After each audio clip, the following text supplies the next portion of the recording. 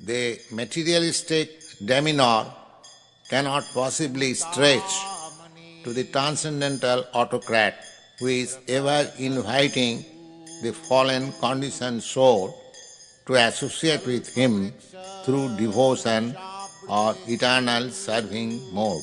The phenomenal attractions are often found to attempt sentient being to enjoy the variegated position which is opposed to undifferenced monism. People are so much apt to indulge in transitory speculation even when they are to educate themselves on the situation beyond their empiric area or experiencing jurisdiction, and almost foolishly they dare to declare that God is dead. The songs of Brahma Samhita as Chintamani Prakara Sadvasu will surely help such souls in their march toward the personality of Godhead in the spiritual kingdom, which is lying beyond their sensuous gaze of inspection. The so-called astronomers cannot even definitely give us information of the visible sky, which is overflooded with sunlight during daytime and moonlight at night. We can however learn about spiritual kingdom from the Bhagavad Gita that it is situated far, far beyond the visible sky, and in that sky there is no need of sunlight or moonlight or even electricity. There are innumerable spiritual planets in that self-effulgent sky, and the gross estimate of that sky is given in the Bhagavad Gita that the material world, wherein there are innumerable suns and moons, is only 1/4 of the whole kingdom of God. This material world is also part of the kingdom of God. But this kingdom of God is described as made of inferior energy on account of its temporary nature and is compared with a mass of clouds in the sky. When there is a mass of clouds in the sky, there is certainly torrents of rain, and there is a type of creation of new vegetation on account of such rainfall. But in spite of all such variegatedness, manifestation of greenery seen, of fruits and flowers, the whole show is only temporary. When the season is over, everything fades away into different situations and the temporary manifestation comes to an end. Therefore, the material world is called three phases of existence, namely creation, sustenance, and dissolution at last. This creation and dissolution is going on perpetually like seasonal changes, and the portion of the vast sky where such temporary variegatedness is taking place and again becoming out of sight is called the material world. And beyond this material manifestation of variegatedness, there is the world of spiritual sky, where everything is eternal, full of light, blissful, and knowledge, distinct from the non-eternal, miserable existence of ignorance. In the material world, everything is struggling hard for existence. But the cruel laws of material nature will not allow anybody to exist, although every one of us aspires to exist eternally in full blissful life of perfect knowledge. This information is available in the Brahma Samhita, that the Supreme Personality of Godhead is Krishna, and his transcendental form is eternal, full of bliss and knowledge. In the spiritual world, not only Krishna has his eternal body, full of bliss and knowledge, but also everyone who associates with Krishna has the same spiritual nature. In the abode of Krishna, which is called Chintamani Dhama, the land, the trees, the animals, the residents, everything is of the same spiritual nature as that of Krishna. This spiritual nature is expansion of interior energy of the Supreme Personality of Godhead. Therefore, the Supreme Personality of Godhead, Krishna, is called the cause of all causes. It is said that Brahma, who wrote Brahma Samhita, after his mature knowledge by meditation, it was revealed in him that by the recollection of Bhakti Yoga, it appeared to him that he is the eternal maidservant of Krishna.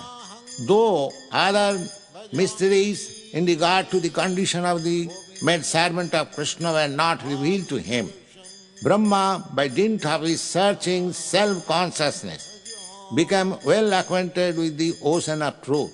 All the truths of the Vedas were revealed to him, and with the help of those essence of the Vedas, he offered this hymn to the Supreme Lord Sri Krishna.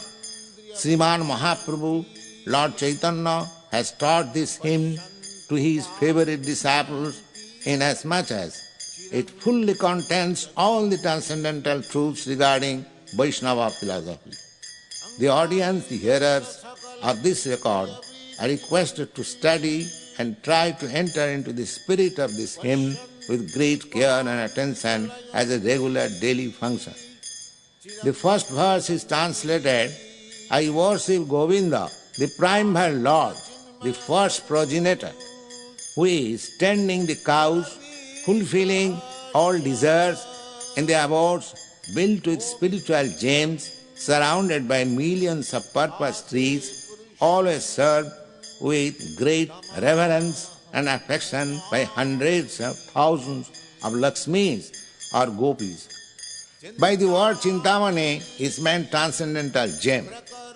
Just as Maya builds the mundane universe with the 5 material elements, so the spiritual chit potency has built the spiritual world of transcendental gems.